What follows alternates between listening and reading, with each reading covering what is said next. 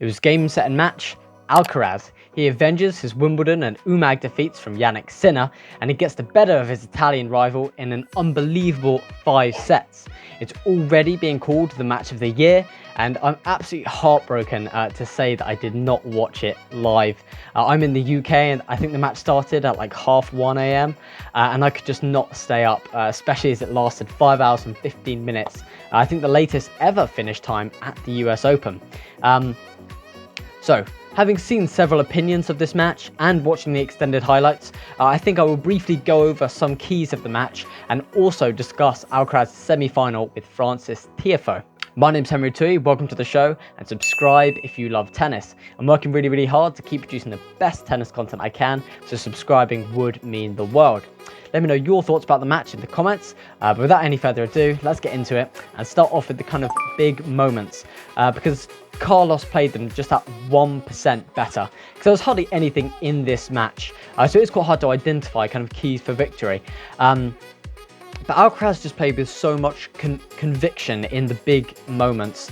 Being a breakdown in the 5th set, he never let his body language drop, he kept his composure, and he never ever beat himself. He forced Sinner to beat him. And he just had the ability to find that extra gear when he absolutely needed it most. Because even after so many set and breakpoint saves by Sinner, he never got down on himself and got frustrated and kind of lost his way. He was just a mental warrior. And as Sinner got tight in a few moments, like when Alcaraz broke back in the 5th set after Sinner was 40-15 up, just Alcaraz had no such tightness and just played with so much freedom. And it really did save him in those big moments. For example, he was match point down, but he still went after a shot and manages to save it. So just mentally, Alcaraz had the edge over Jannik in this match. But as I said, it was just the 1% in it to really decide it. And another slight critique of Sinner is that he did give just a bit too much away, which really highlighted by his winner to unforced error count. And it did put him in hot water sometimes and gave Alcaraz more chances than he really should have had in this match, because Alcaraz hit more winners and had less unforced errors, so he just played a much cleaner match and much more consistently. Sinner hit 53 winners to 63 unforced errors, and Alcaraz hit 59 winners to 38 unforced errors, so a huge difference in that unforced error count. And also Sinner hit 11 double faults compared to Alcaraz's 5, and in a match so close, that difference is massive. And I thought that was the difference looking at the statistics. But that's the breakdown of the match. Obviously, having not watched it start to finish, I can't really paint the entire picture, but I have tried my best. So let me know if you agree in the comments. But for now, let's move on to Alcaraz's semi-final, where he faces Frances Tiafoe. So, let's go over, first of all, their kind of routes in the tournament. Because for each, they had an easy first three rounds. So, Tiafoe won in straight sets against Marcus Giron, Kubler, and Schwartzman.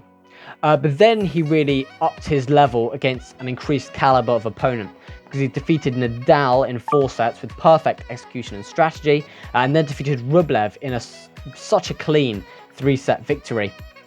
And he did beat some incredible competition there, and as I said, with perfect execution and strategy of his game. And just how aggressively he's been playing, the front foot tennis that he's been playing with so much consistency, and with the form he is on, he's a threat to every single player in the world at the moment.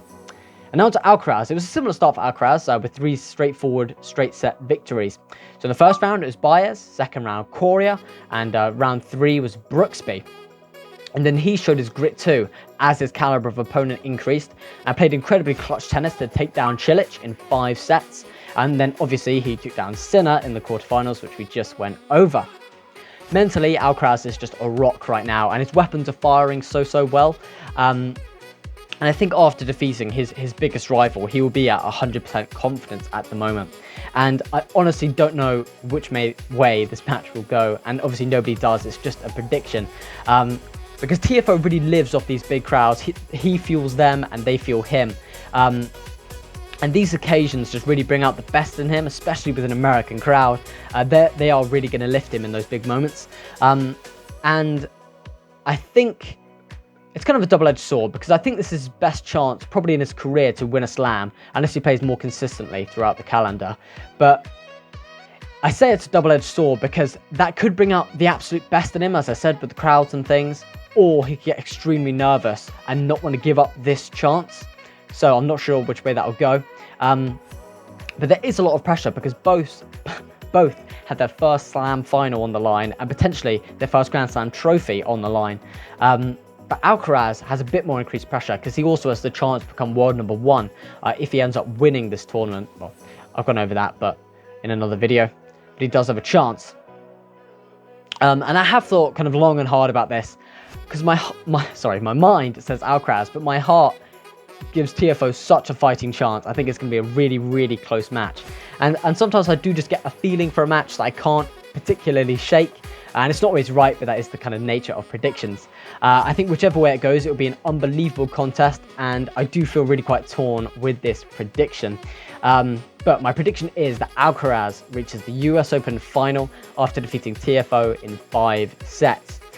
I do think about that double-edged sword I was talking about. I think Alcaraz will kind of handle the situation better and will be really hungry for his first Grand Slam title. But my heart, as I said, gives Tiafoe one hell of a chance, and I wouldn't be surprised if he does take it. But that wraps up my analysis. A lot of work goes into these videos, so subscribing would mean the world. And thanks for watching, guys, and I'll see you on court.